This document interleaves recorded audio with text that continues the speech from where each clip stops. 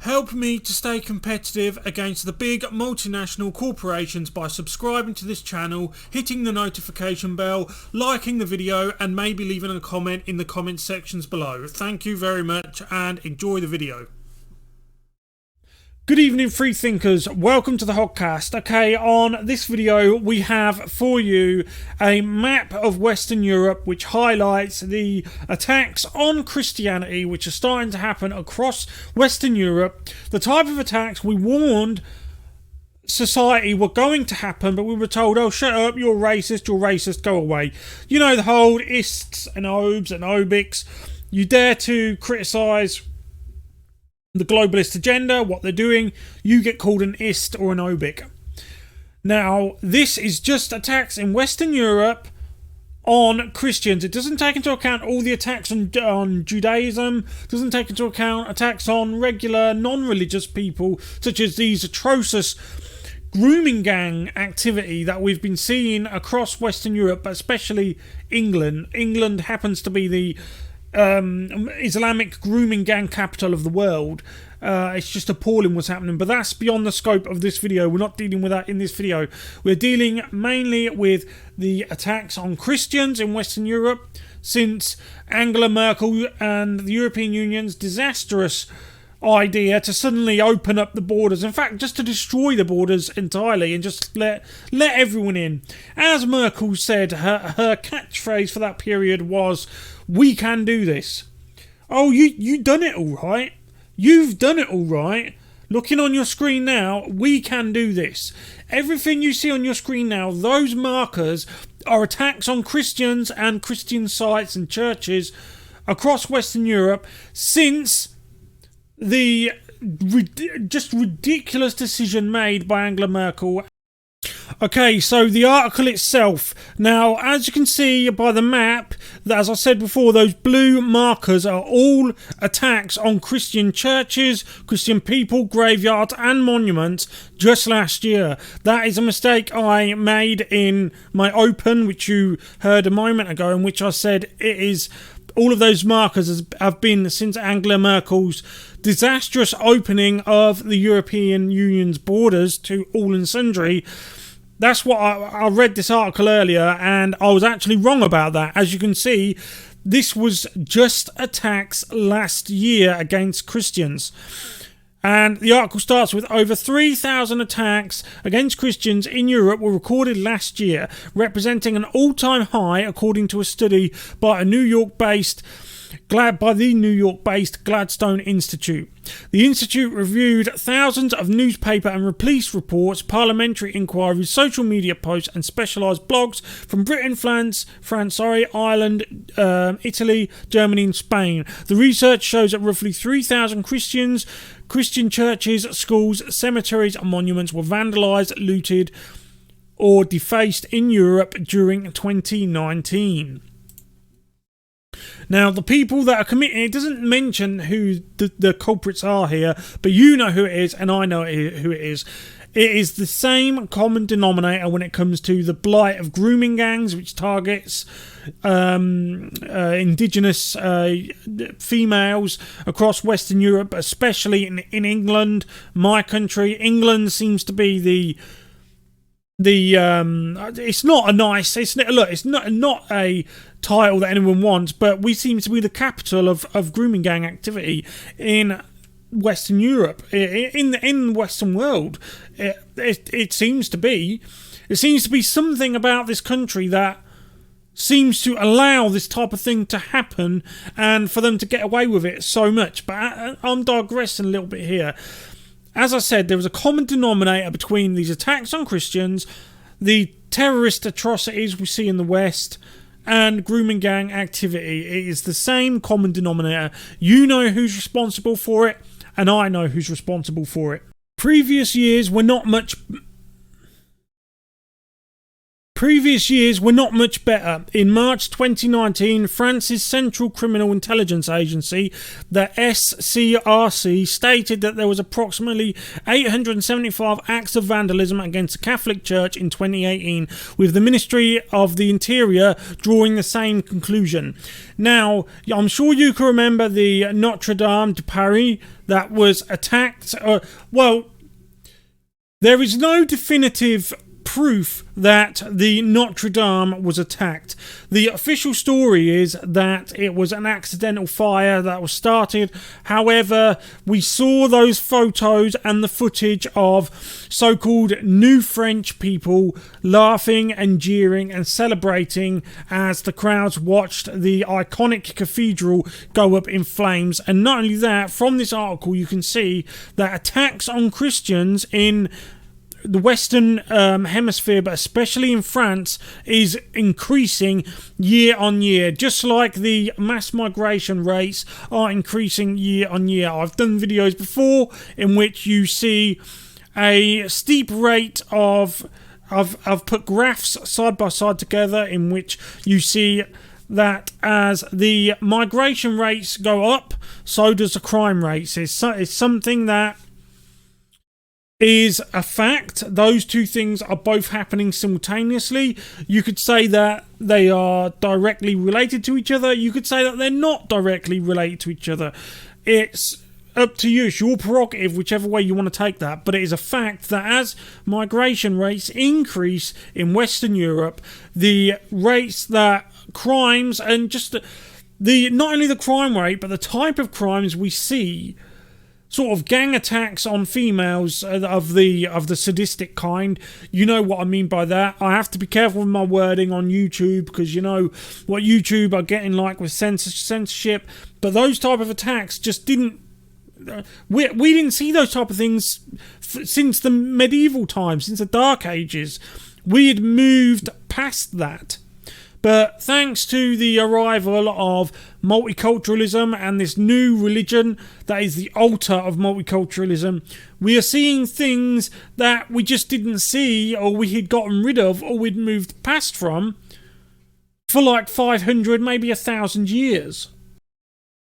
Surely there comes a time when you have to stop tolerating the intolerable.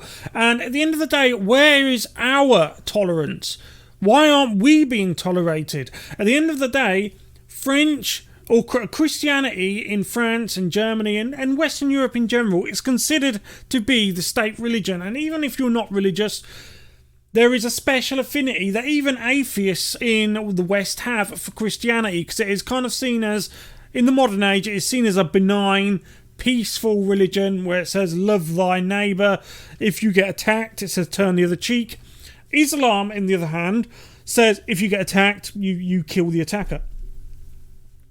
You see the big difference between the two. They're polar opposites in terms of how they deal with everything. And the type of attacks you're seeing here on churches, even on graveyards and monuments, that is sectarianism.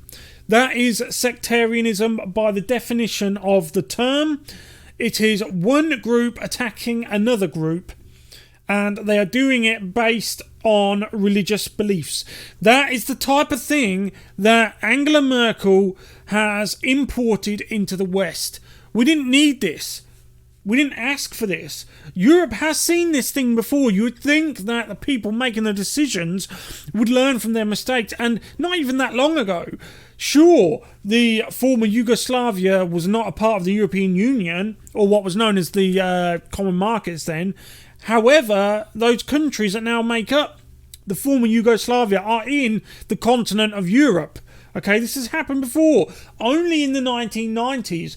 We were all alive then. I'm only in my mid-30s and I was alive then. Okay, it's been tried before. You had the Serbs, the Croats, the Bosnians, the Muslims and the Christians, etc., etc., in the former Yugoslavia That's a multicultural community. It's been done before. That was a multicultural society that went by the wayside, that dissolved into sectarianism, because multiculturalism never works. It's been tried before, not only in the former Yugoslavia, going right back to the Roman Empire.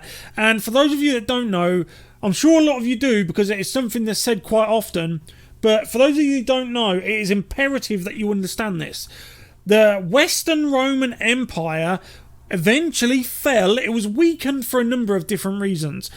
But the death blow to the Western Roman Empire came because of what we now call multiculturalism. They allowed the Goths and the Vandals to migrate in their borders to come and live in Western Europe, or just the what we would call Western Europe now, but at the time was the Roman Empire, and the Roman Empire collapsed. The Western Roman Empire collapsed, and as a little aside, just as a little bit of trivia knowledge for you, the reason today why we describe someone who destroys property as a vandal, that word and that name comes from the tribe that were called the Vandals, because when they were invited in the borders of the Roman Empire, and they set about destroying everything,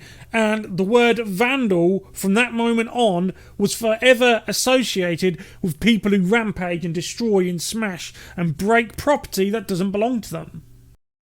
Moving on, as you can see on your screen now, we have a Slovenian chapel which was desecrated with the Allah Akbar slogan written all over it. Now, Slovenia wasn't a country that took in large numbers of alleged refugees when Angela Merkel opened up the borders of Europe and allowed everyone just to rush their way in. But it was an important transition country for people making their way through to the West, because the hope for those people was they could pick and choose which country they wanted to go to. Slovenia isn't a country that's known for its open welfare society where people can just take what they want. That's why these are countries where they generally don't want to stay in. They want to make their way west, to go to France, go to Britain, go to Germany and Sweden. But as they passed the way through, they have obviously desecrated Christian graveyards and monuments, and as you can see here, a very old Slovenian chapel. Now, you'd think that should ring alarm bells for the people who are supposed to be at least running Western Europe countries and the European Union, but of course this is something that the globalist elite actually want to happen. This is something that they've planned for some time. They knew these people were coming and they knew what they were going to do. The article goes on to say how in Spain the situation is slightly different. The report says that in Spain's attacks against churches and crosses are almost always the work of anarchists, radical feminists and other far-left activists who have an ideology designed to remove Christianity from the public space and the country overall. Now, the reason why I've highlighted this part as well, and I'll leave the link to the whole article in the description box below for you guys to read through it at your own leisure, because it is quite detailed and it goes into quite a lot of things. Now, the reason why I brought this up is because this highlights beautifully the cognitive dissonance between the radical left and Islam, this bizarre alliance that they have. But I think it's not just an alliance. I think it is one using the other. And by that I mean Islam putting the far left to use as useful idiots and playing them perfectly, playing them like a fiddle. Because whereas the far left, Antifa, the woke postmodernists, they most certainly do have cognitive dissonance in which they believe that they can be both tolerated and accepted by Islam and be a member of the LGBTQ plus community at the same time, which is something I assure you cannot do. You got to pick one or the other, Islam or the alphabet community. It is one or the other. You can't be both.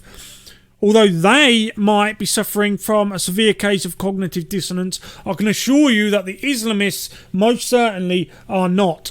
As ardent as they have faith in their beliefs and their faith in their religion, and as ardently anti-scientific as they are, that being said, they do not suffer from cognitive dissonance. They know exactly who they are, they know exactly what their beliefs are, they know exactly where the line is in the sand, and they won't cross it. And more importantly, they won't let you cross their line either.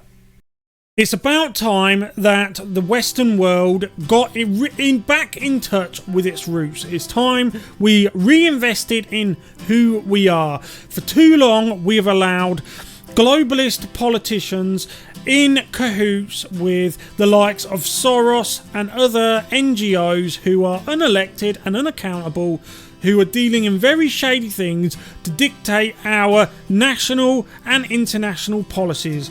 This has led to disastrous consequences for the West.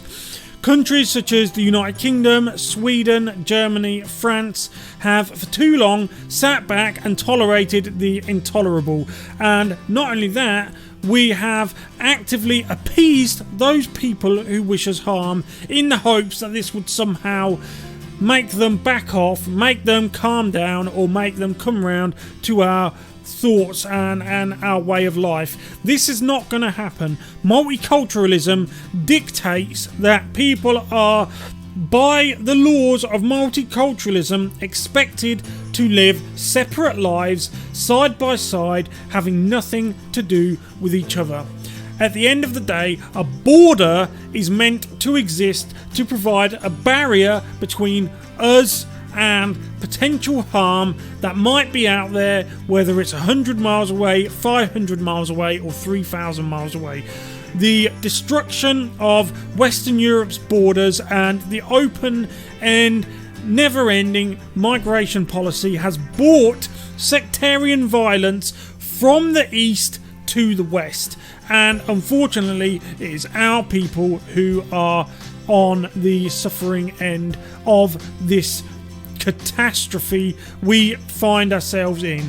People haven't learned from the past. Multiculturalism has been tried before. It's been tried before more than once, and it has failed on every single attempt, just like socialism. And guess what? Our leaders that we have in the European Union especially are both socialist and pro-mass migration. What does that tell you about the situation we face? Anyway, thank you for watching this video. Let me know what you think down in the comments below in terms of the attacks on Christianity. Can this be turned around? What do you think needs to happen to get our ship righted again and get the West back into an even keel and a healthy bill of health? Thank you very much for watching this video. I'll see you in the next one. This has been the Hogcast. Thank you and goodbye.